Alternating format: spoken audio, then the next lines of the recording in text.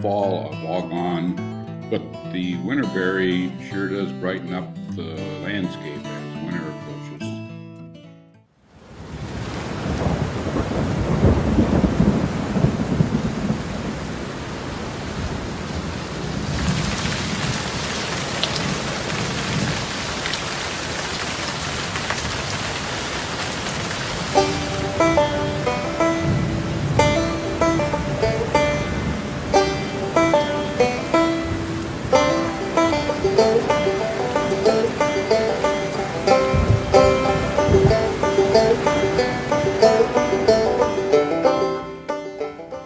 I've seen this soapsuds pine tree phenomenon a few times in the past in my travels in the woods, but it still is a big mystery to me how the rain can produce this kind of phenomenon.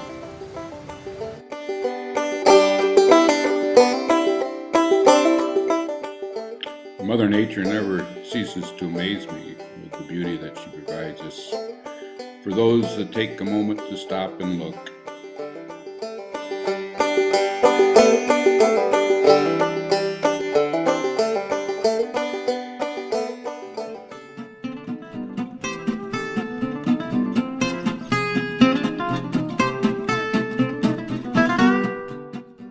Here's a view from June's ground line we put up on the back of the property as she continues to hunt with her crossbow.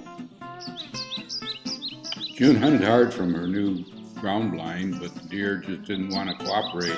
They only came in the middle of the night.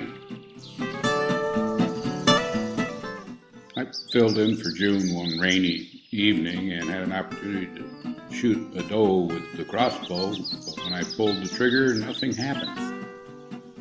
Unfortunately, the crossbow was not properly cocked, and by the time I fixed the problem, the deer were gone.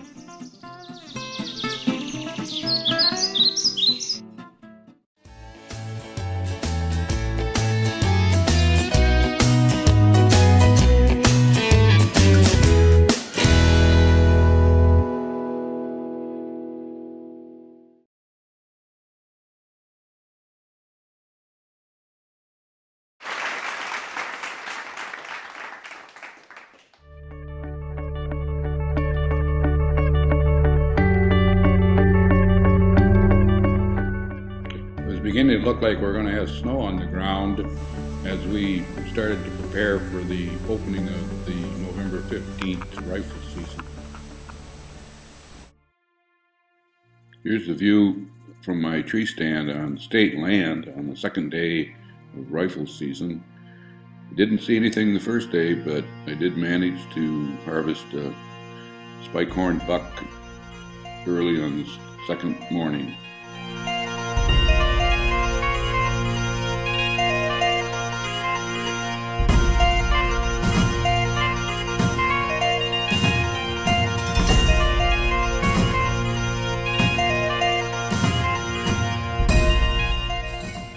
It was about an 80-yard shot, and after about a half hour I got down and did my initial tracking and only found some white hair and no blood, so I got back up into the tree.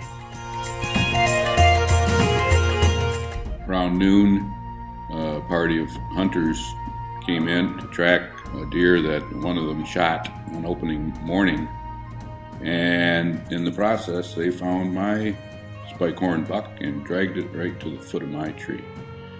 What a lucky hunter I am.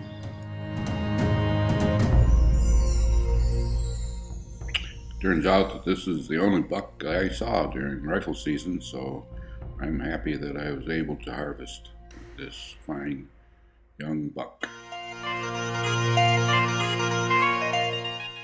During one of my scouting trips out on state land, I came across this pine tree that a large black bear has marked. It stands up and reaches around and bites the top out of this pine tree and then rubs against it to leave his scent.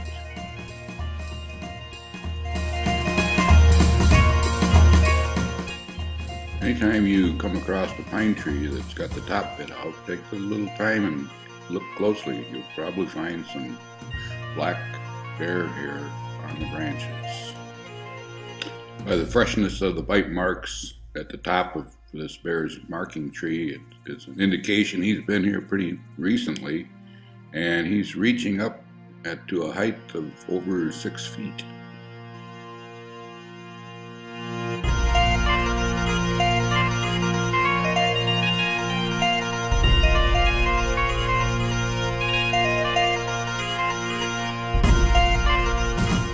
My wife and I end the 2011 hunting season knowing that we had a successful hunt by harvesting 2 nice deer, but we also are happy to know that we still have a really nice buck running around on our property that's going to be bigger than ever next year.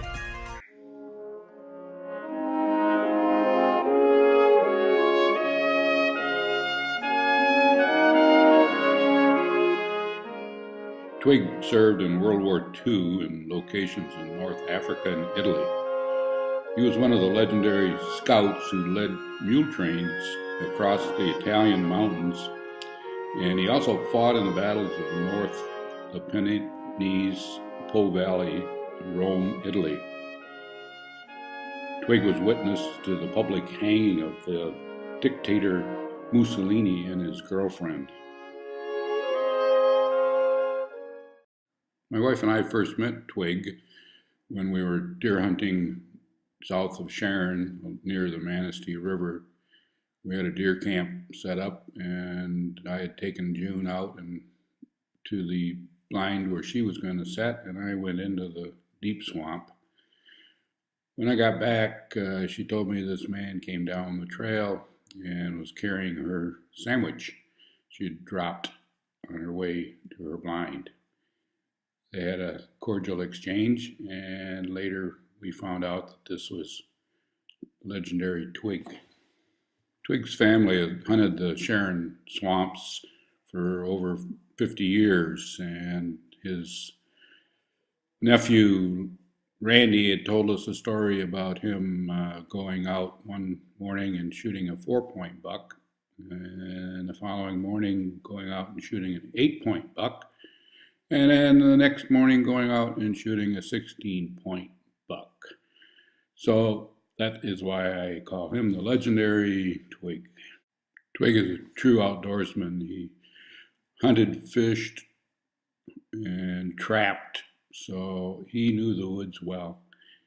One of the things he always told me was make sure you carry a compass, and you never found Twig without his pin-on compass. Back in about 1950, Lynn moved to Alaska and settled in the town of Talkeetna.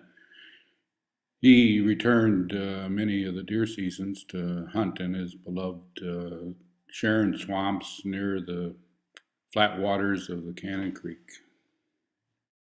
Here's a picture of Twig standing next to his super cub, taken in Talkeetna. Lynn was a close personal friend of Don Shelton, the legendary Alaskan bush pilot.